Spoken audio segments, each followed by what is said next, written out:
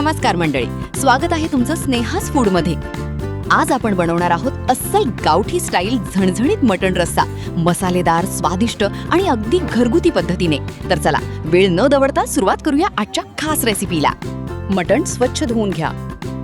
मटण marinate करण्यासाठी मीठ, हळद, जिरे पावडर, धणे पावडर, लाल तिखट, कांदा लसूण मसाला, आलं लसूण मिरचीची पेस्ट, कसुरी मेथी, तेल हे सर्व साहित्य मटणात घालून चांगले मिक्स करा आणि मटण 30 मिनिटे मॅरिनेट करून ठेवा। काळा मसाला बनवण्यासाठी कांदा आणि खोबरे चांगले भाजून घ्या। थंड झाल्यावर त्यामध्ये लसूण, आलं आणि कोथिंबीर घालून बारीक वाटून घ्या। मटण शिजवण्याची पद्धत: कुकरमध्ये तेल गरम करा। तेल गरम झाल्यावर त्यामध्ये लसणाच्या पाकळ्या, लाल मिरच्या, तेजपत्ता आणि काही खडे मसाले घाला। यानंतर कांदा घालून तेलात परतून घ्या। कांदा छान लालसर झाल्यावर त्यात मॅरिनेट केलेले मटण घाला। मटण 5 मिनिटे चांगले परता।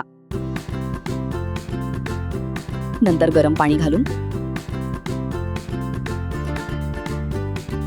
कुकर बंद करा आणि 5 शिट्या होऊ द्या। रस्सा तयार करण्यासाठी कढईमध्ये तेल घाला। तेल गरम झाल्यावर त्यात खडे मसाले आणि कांदा घालून चांगले परतून घ्या। कांदा छान लालसर झाल्यावर त्यात वाटून घेतलेला काळा मसाला घाला आणि पुन्हा चांगले परतून घ्या।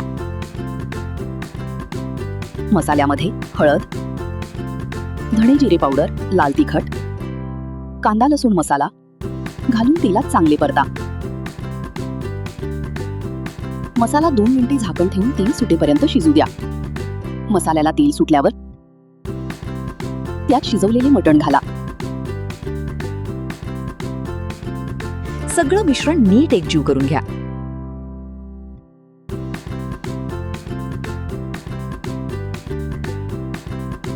गरम पाणी आणि चवीनुसार मीठ घाला। रश्श्याला चांगली उकळी आल्यावर त्यात मटण मसाला घाला।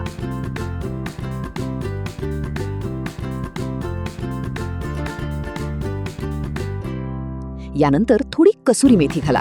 कसुरी मेथीमुळे रस्स्याला एक खास आणि अप्रतिम चव येते।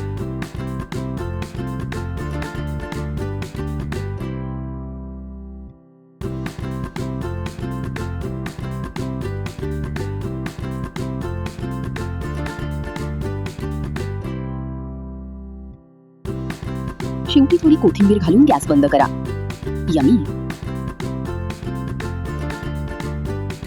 तयार आहे आपला मस्त अस्सल गावठी झणझणीत मटण रस्सा। आता गरमागरम भाकरी सोबत या झणझणीत मटण रस्स्यावर ताव मारा।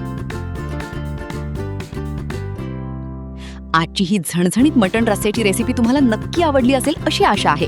व्हिडिओ आवडला असेल तर लाईक, शेअर आणि चॅनलला सबस्क्राईब करायला विसरू नका।